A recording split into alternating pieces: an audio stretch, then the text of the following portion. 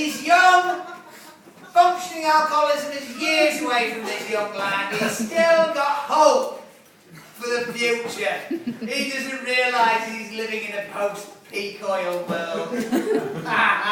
No cheap flights for him when he's 30. Please! Welcome on the stage. He's young, he's good looking, I hate the bastard. Here it is! It's little Fraser Wilson!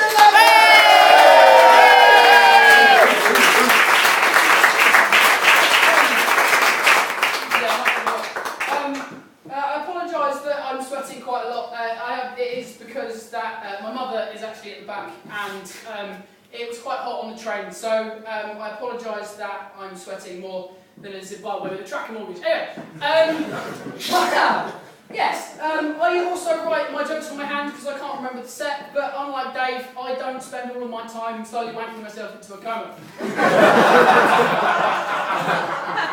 That isn't true. Well, okay, no, I do slowly wank myself into a coma, but it's more difficult for me because my mum still lives at my house, so you know it's a bit touch and go, that one. Yes, I'm a student. Any other students in the room? Hands up, students. Hey. Right, let pause. So they're going to take a collection at the end. Just put £9 in the bucket. That's for you. And now I'm a student, and with students, you often find that you come home from parties with weird shit that you collect in at your house. So I've got a Men at Work sign, got a traffic cone, got one of those orange barriers, and I have a small workman who specialises in potholes. His name's Leslie, he's lovely, he has a little tunic. I had to let him go recently because I ran out of tea bags. I'm an internet baby, remember internet babies? Hey. Literally born on the internet. Popped out of my mother's vagina going, Windows Vista, fuck off.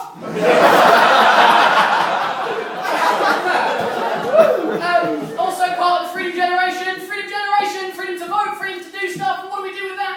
We sit on the internet and look at pictures of cats. That's what we do. That's what we do with our freedom. I'm on Twitter. Who's on Twitter? Hey! Right, in the front. What's your name, go? Dan. Dan. Right, cool. You on Twitter, Dan? No. No, fuck you, Dan. Twitter is shit. Basically, it's a weird place where you basically go to die, and the guy who invented Twitter was basically sitting there thinking, I'll tell you what the internet needs, more shit. Just gonna scrub that one out. Not really, just take that one out. Yes, I say this because I was recently blocked on Twitter by all the party members of the British National Party.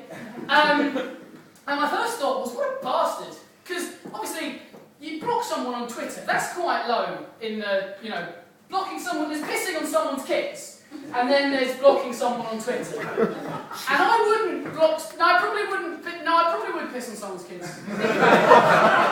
If I knew anyone with kids, I'd probably piss on their kids, but only if they're on fire.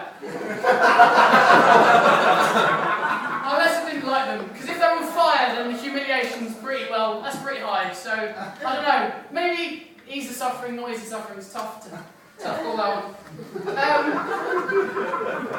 British National Party, he put me on Twitter, and my second thought was, it's Nick Griffin. He's a racist. Bigot. So my second thought was, what a bastard. He's the person that basically believes that the Holocaust didn't exist and won't let you be a British citizen unless you can prove 4 generations of Anglo-Saxon murders. I probably shouldn't have said, have you tried not being a cunt? But it's all a bit... that's all a bit speculative, and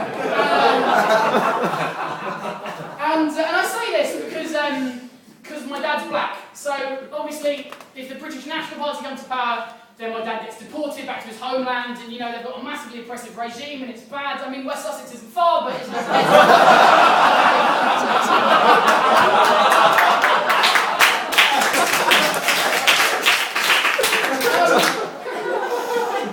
okay.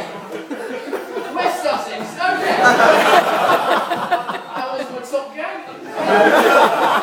Yes, my mum and dad have been married 20 years. My mum is at the back. My mum is white, my dad the joke there is, once you go black, You never go back. that's the one. There it is.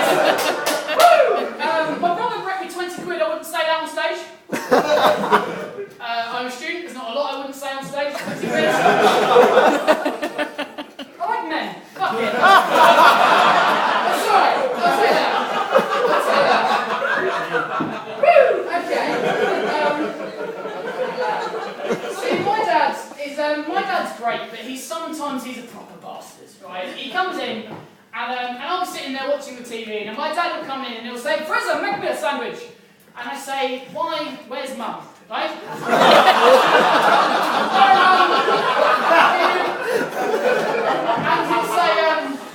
he'll say, "Your mother is not here. Make me a sandwich." I said, "Okay, what do you want?" He says, "I want ham in my sandwich." I say, "How fresh do you want the ham?" He said, "Take my hunting rifle then, mum."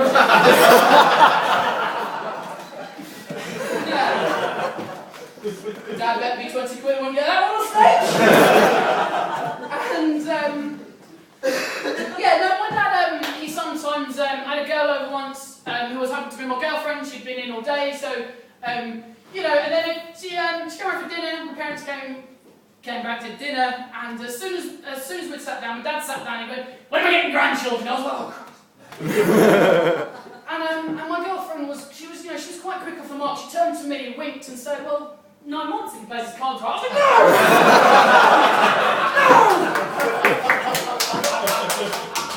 "No!" She didn't come back after that.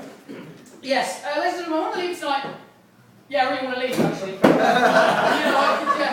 I want to leave you with 3 things that's great reason to have black parents. 1, because you get fantastic curly hair that people come and touch for no reason at all. No reason at all. People will come up and say, "Give me luck," and I say, "Why?" And he say, "You're white and you've got curly hair." So I was going with that. Anyway, the second thing you can have is your sense of adventure that makes you do things like go up the top of St Paul's Cathedral whilst pissed. Me and my dad did that, and it was basically me and Dad on a whispering balcony going, Dad, what? Don't piss on the kids. Don't piss on the kids. They didn't let us back there. And the last thing that's fantastic to have if you've got a black parent is really big, massive shoes. My mum told me that, I like to say you've been a wonderful audience, but my mum told me not to lie. You've been terrible. No, I'm joking. You're great. You're great people, and that is literally it. So I'm going to go now, and yeah, bye.